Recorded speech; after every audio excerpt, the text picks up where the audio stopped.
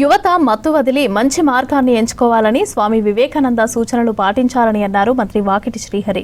సికింద్రాబాద్లోని youth conference హాల్లో స్వామి వివేకానంద జన్మదినం సందర్భంగా నేషనల్ యూత్ డే నిర్వహించారు. రాజీవ్ గాంధీ 1984లో స్వామి వివేకానంద పుట్టినరోజు అయిన జనవరి 12ను జాతీయ యువజన దినోత్సవంగా ప్రకటించారని గుర్తు చేశారు సామల వేణు. యువత ఆన్లైన్లో బెట్టింగ్కు పాల్పడవద్దని సూచించారు. ఈ కార్యక్రమంలో మంత్రి వాకిటి శ్రీహరి, మాజీ ఎంపీ మధుయాష్కి గౌడ్, జాతీయ యువజన అవార్డు గ్రహీత సామల వేణుతో వివిధ రంగాల ప్రముఖులు, అదేవిధంగా విద్యార్థులు పాల్గొన్నారు.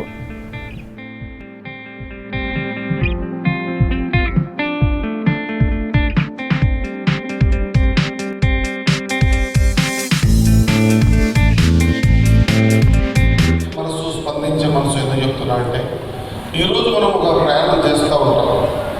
ఎవరికో తెలియని యాక్సిడెంట్ అయింది.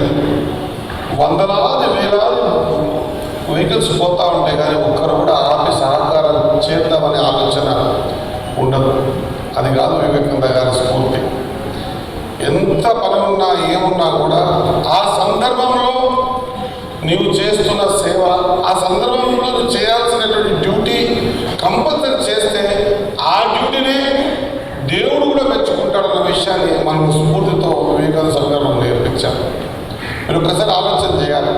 మనమంతా కూడా ఒక ఆధ్యాత్మికమైనటువంటి జీవన విధానం గడుపుతాం. జీవితంలో ఇచ్చే వాళ్ళు ఎప్పుడు గొప్పవాళ్ళు కాదు, నీవు ఇస్తున్నాన్ని అందుకునే వాళ్ళే గొప్పవాళ్ళు. మనకు అవకాశం ఇచ్చే వాళ్ళు అనే విషయాన్ని మర్చిపోతారు. మీ అందరికీ తెలియజేస్తా ఉన్నా. నేను ఒక బ్యాంకులో వెళ్ళిన, ఆ బ్యాంకులో హోల్డింగ్ రాసి పెట్టి ఉంది. పక్కన గాంధీ తాత గారి బొమ్మ ఉంది. ఏం దాని దగ్గర పోయి చూసిన నిజంగా కూడా దాని నుంచి నేను చాలా నేర్చుకున్నా జీవితంలో. ఆ బ్యాంకులో ఏం రాస్తాడంటే, ఇగో కస్టమర్లను ఇబ్బంది పెట్టకండి, వాళ్ళకు సేవలు అందించండి, ఇవన్నీ రాస్తూ రాస్తూ రాస్తూ లాస్ట్ చదవడం ఏంటంటే, ఒకవేళ ఆ కస్టమర్ లేకపోతే నీ బ్యాంక్ నడవదు, అది గుర్తుపెట్టుకొని బతకండి అని చెప్పేసి స్టాఫ్ కోసం రాసి పెట్టిన బోర్డు. నిజంగా కూడా కదా, ఒక బ్యాంక్ నడవాలంటే కస్టమర్ కావాలి కదా. కాబట్టి మనం ఇవ్వాలనుకుంటున్నాడు, తీసుకున్నాడు కావాలి. ఒకవేళ తీసుకున్న సందర్భం ఎప్పుడైనా రోడ్ల పైన కానీ చేసామి యాచించే సందర్భం వస్తే, నేను ఇస్తున్నాను గొప్పగా ఫీల్ కాకుండా ఇచ్చే సందర్భాన్ని దేవుడు నాకు ఇచ్చినామని ఆ సందర్భాన్ని ఉపయోగించుకోమని చెప్పి మీ అందరికీ తెలియజేస్తూ, ఏదో ఈరోజు నేను ₹1,00,000 పెట్టి చేస్తే నాకు 100 కోట్లు వస్తాయని చెప్పేసి అలాంటివన్నీ తప్పుబాటు పోకండి. ఇలాంటి దాంట్లో పెట్టిన దాంట్లో పోకండి. దయచేసి మీరు ఉద్యోగాల్లో కూడా మీరు కష్టపడి ఇంటర్వ్యూ చేసుకొని చదువుకొని మీరు సంపాదించండి. అంతేగాని ఎవడో 3 లక్షలకు 5 లక్షలకు ఇస్తారని చెప్పేసి దయచేసి వాడు జోలికి పోకండి. ఈరోజు యువత కోసమే ఈరోజు మా రోజు కాబట్టి మేము వాళ్ళ కోసం బెనిఫిట్స్ ఉండాలి. అంతేగాని ఇలాంటి మీరు ఈ 25 years 30 years లోపలే మీరు డిసప్పాయింట్ అయిపోయి లైఫ్ని మీరు సూసైడ్ చేసుకుంటున్నారు. ఇలాంటివన్నీ వద్దు. ఒక సామాన్య వేలుగా state youth award, national youth అవార్డుగా, ఇంటర్నేషనల్ యూత్ అవార్డుగా మీకు అందరూ చెప్పడం ఈరోజు సందర్భం ఏంటంటే, మీరు దయచేసి ఏమిటి నమ్మకండి. మీరు వృద్ధిలో మీరు కష్టపడింది మీతో పాటు ఉంటుంది అనే ధోరణిలో మీరు వెళ్ళాలి. ఈరోజు మంత్రి గారు కూడా అదే చెప్పారు మీ అందరూ కూడా. సో మనము సాధించాల్సిన ఎంతో ఉంది. ఈరోజు పూటకి మనం ఫాస్ట్ మనీ కోసం అని చెప్పేసి డిసప్పాయింట్ అయిపోయి దొంగతనాలు, చైన్ స్నాచింగ్ ఇవన్నీ ఎందుకు అవుతున్నాయి?